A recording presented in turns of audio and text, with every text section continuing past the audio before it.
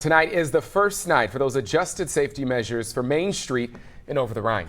It comes 2 weeks after 9 people were shot in the area. Local 12's Christian Hauser joins us live to show us what's changed and what people think about it. Christian. Yeah, honestly, Paul, it depends on who you ask. For the folks that seem like maybe aren't from here, they're all about it. They think it's a great idea. In fact, I told them they're kind of, if you look down there off in the distance, you can see some flashing lights. Police are coming through, kind of clearing out the area.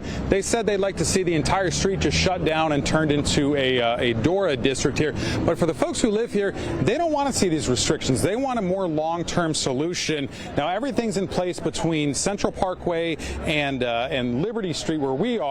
And the biggest change is that the street's going to close off to vehicle traffic. I can see them down there in the distance.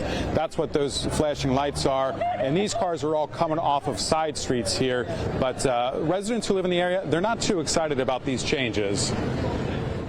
The signs are posted all along Main Street. No parking on weekends between 9 p.m. and 3 a.m. There's also these spotlights, which will light up the area after dark. And I saw an increased police presence in the area. Lastly, these barriers have also been set up to block parts of the sidewalk to keep big groups from forming. No word on how long they'll be up. But a lot of people I talked with are against them. In fact, a group was posting signs on them saying that the community doesn't want the barricades. Stefan Pryor has lived in OTR all his life. The barricades need to come down because the business is hurting the business. And barricades don't hurt people. People hurt people. So the barricades need to come down. No loitering, that's what needs to be up.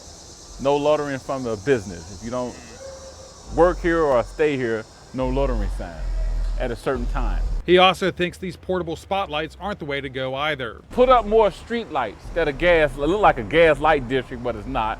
But put up LED lights, brighten it up, brighten the city up. That's what the money's for the community, the taxpayer dollars. Brighten the community up with more lights.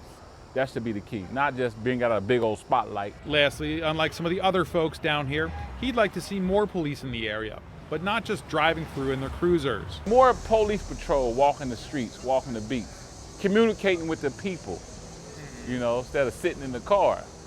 It's time to exercise, so that's what I'm thinking, that more safety on the streets. Yeah, we actually just saw three officers drive by in their police cruisers, and for the most part, everyone's in a very good mood tonight. The folks that I talked to, they come down here. They say they don't worry about anything like that. But again, those residents, those locals who live on Main Street in the surrounding area, they say get these barricades out of here. They want that long-term solution that's not going to impede their daily lives. And until a solution's found, they're going to continue to put signs up saying get these barricades out of here and that sort of thing. For now, live and over the Rhine, Christian Hauser, Local 12 News. And Christian, I know the city wants to hear from people, residents and even people that just come down there for dinner about ideas, right?